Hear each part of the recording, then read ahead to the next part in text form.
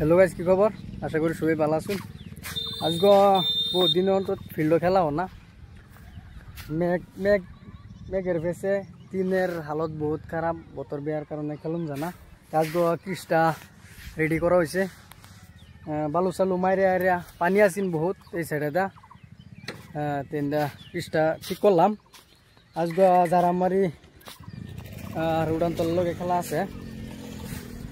আমি আর স্বামী দুজনে মিললে ক্রিজটা রেডি করলাম।